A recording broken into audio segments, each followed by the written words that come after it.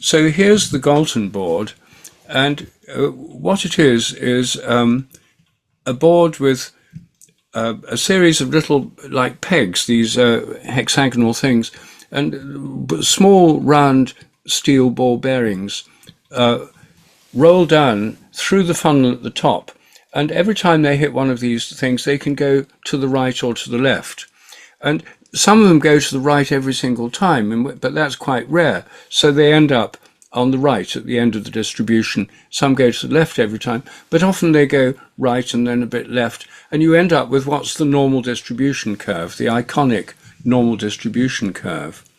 And so if I start that going now, you can actually see this. I'll do it a couple of times so you can see how each time the normal distribution is not exactly the same because it's random, but it follows this general pattern of a random normal distribution curve. So here I've just started it, and here it goes, and it's going to turn. I'll turn it over,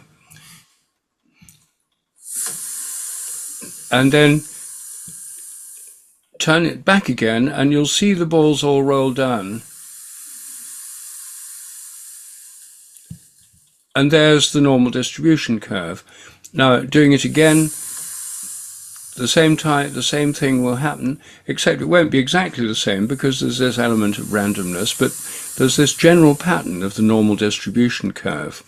Now I'm going to stop it for a moment, and because what I want to show now is something that's, I think, really quite a profound principle, which is that you can influence what is otherwise random by invisible forces.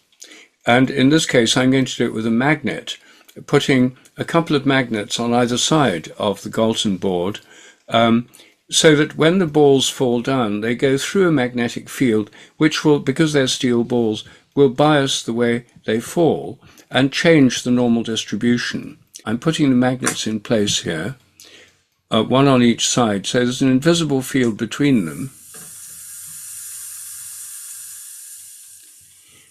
And now you see, it's not at all normal distribution now. The whole distribution's biased. And now, if I do this again,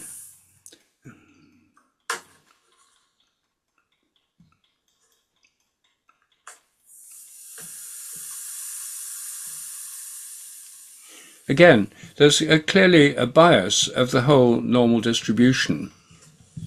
So what's happening here is that the magnetic field, which is invisible, the field between those magnets is not anything you can see, and it's not material, it's physical but not material, is actually influencing randomness and the whole pattern of randomness. And so if we're thinking in terms of how a morphogenetic field could influence random cell divisions or crystallization processes of microtubules inside cells or other physical processes, things that could otherwise be random can be shaped by invisible fields that give them order.